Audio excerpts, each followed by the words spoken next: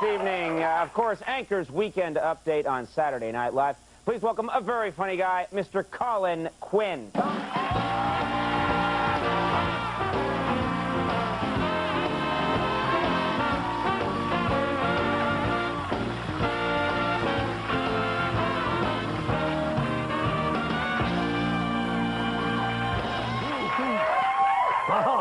Nice to have you with us tonight, Colin. Unsightly. Thank you, Conan. Good to have you here. Andy. You know, happy holidays. Good of you to come. You too. This time of year. I live 4 blocks away, but thank you anyway.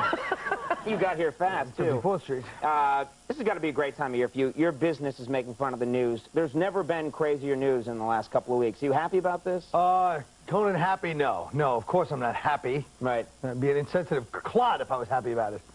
But, no, I am. I'm very happy because, first of all, we bombed Iraq, which was a nice touch, you know. Right, right. They said they wanted to get it over before Ramadan, so they didn't ruin Ramadan for people, which was very considerate.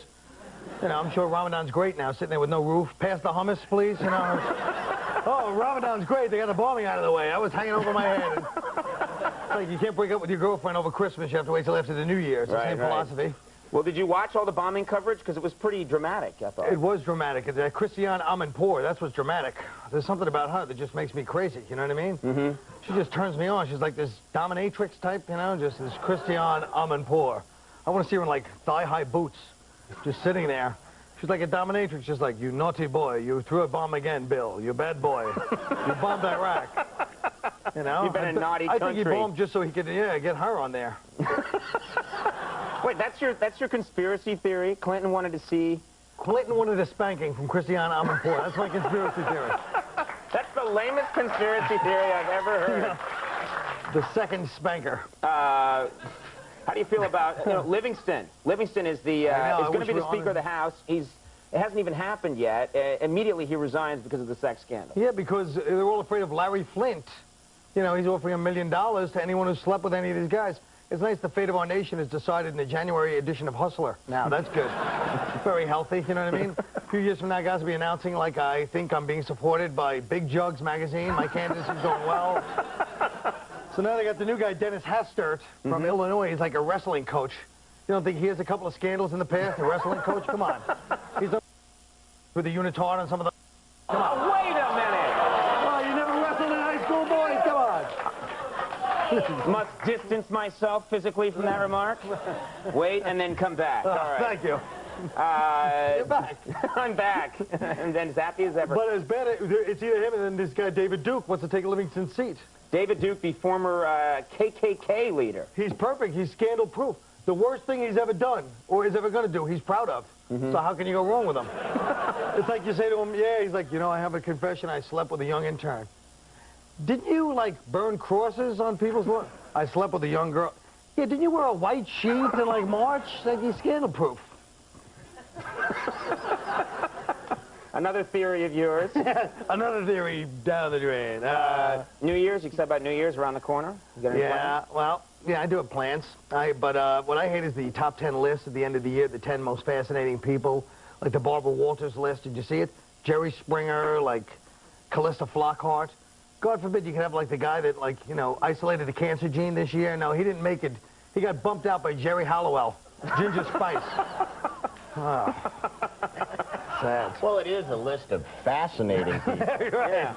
You're right, Andy. My mistake. And she is fascinating. I think it's fascinating that I call it Jerry Halliwell. I'm like in the mix. That's when you're in show business. I don't go for the Ginger Spice. I was like Jerry Halliwell. Right, right. I didn't know who you were talking about. Really? Yeah. No clue. It was like, I guess it didn't work then. My plan. Well, I'm not in the mix like you, Colin. You know, I thought you'd have a take on this. President Clinton is now, he was at 62% popularity. Yes. They impeach him.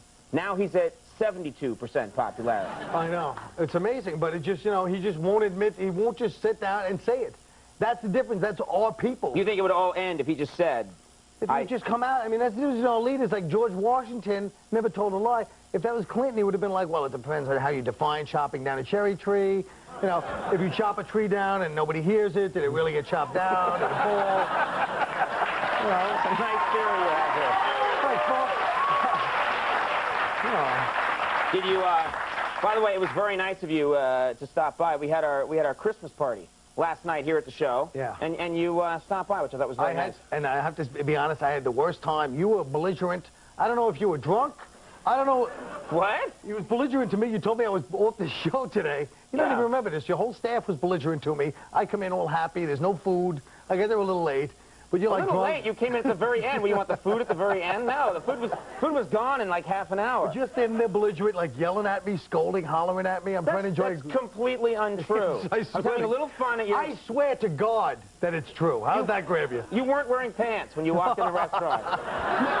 He was standing there with no shirt on, blood running down his nose. He's like kissing people, crying. I don't know if he was on ecstasy or drinking. I don't know what's going on. I like a little pre-Christmas ecstasy. What's so wrong with that? No, that's the wrong message to take from this show. What's wrong with America? Yay! Ecstasy. No, I had like a glass of red wine at the party last night. That's also the wrong message. To lie to the American people. You're misleading. You're not lying, but you're misleading, Andy, Mr. you were there. I was not intoxicated. You were bombed. Thank you, Andy. Yes. No, I didn't know. He didn't seem... Well, you weren't there when I got there. I got there late. As I say, there was no food, you know. Right. And he was I filled my limo with ladies. And... That's just a great image about our Christmas party. Yeah. A big, long stretch white limo filled with ladies. And you guys shirtless with blood. It's a Corvette limo, too. Yeah. Oh, those are the classy ones. Those are the real classy You're right. ones. You know, every time you come on the show, I set you up from your material, you do your material, everything's going fine, and then you always choose a moment to attack us in some way.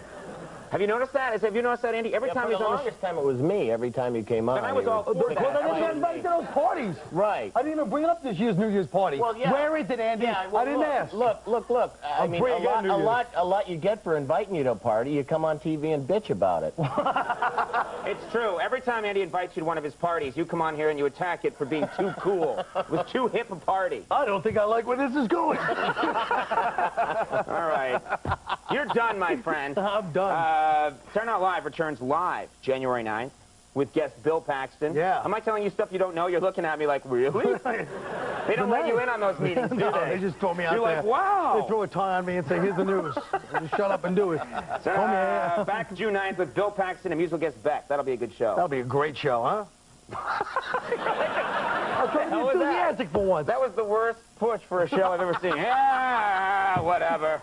Same old crap. I'm not coming to the party next year. That's for damn sure. All right, everybody. Colin Quinn, let's get him out of here. He's had his time. Congressman Barney Frank coming up. We'll be right back.